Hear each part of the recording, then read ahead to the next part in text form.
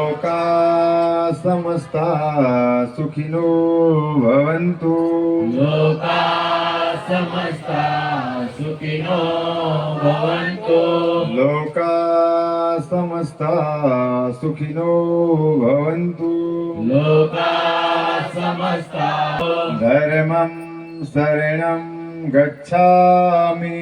धर्मं शरणं गच्छामि। धर्मं शरणं गच्छामि।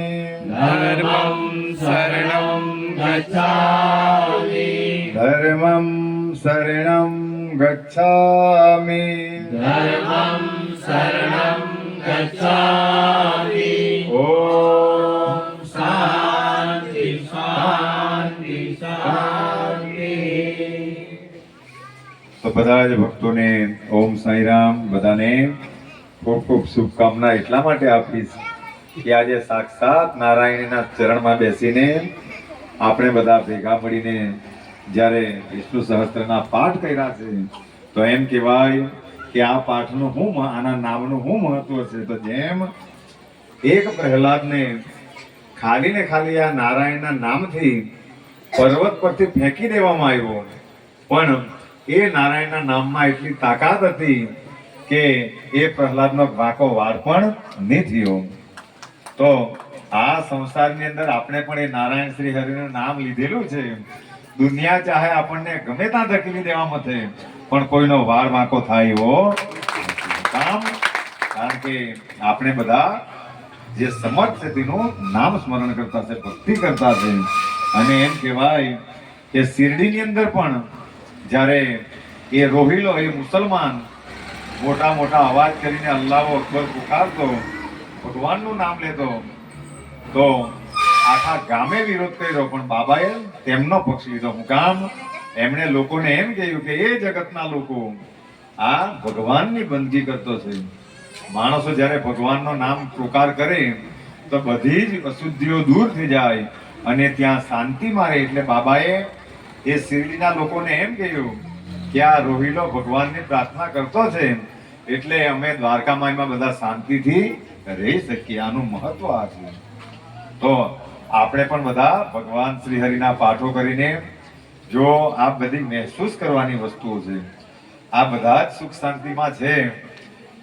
આટલા બધા ગામથી બધા આવેલા છે. એકવાર ભગવાનના નામ સાથે પ્રીતિ લાગી જાય અને એની અંદર એ પરમાનંદની સ્થિતિ માણસ પામી જાય, પછી એને સંસારના ભોગો ગમતા નથી. પછી એને લગ્નમાં જવાનું કે માયામાં જવાનું પણ ગમતું નથી.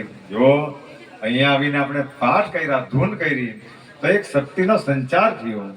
અને એવું કહેવાય, વિજ્ઞાને પણ એ સ્વીકાર્યું છે કે ભજન કીર્તનથી માણસોની તબિયત અને આયુષ્ય લાંબુ થાય. એમાં કોઈ આ વિજ્ઞાને પણ સ્વીકાર્યું કે તેમની શારીરિક અવસ્થા સારી રહે.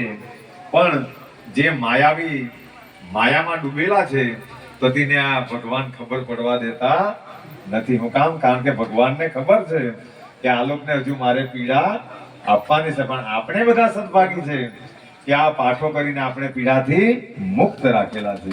તો ભગવાનને પ્રાર્થના કરીએ કે આ જગતના બધા જ કદાચ સંબંધો છૂટી જાય, પણ ભગવાન તારી સાથે અમારો સંબંધ કોઈ પણ દિવસ છૂટે નહીં, એવી તમે કૃપા કરજો.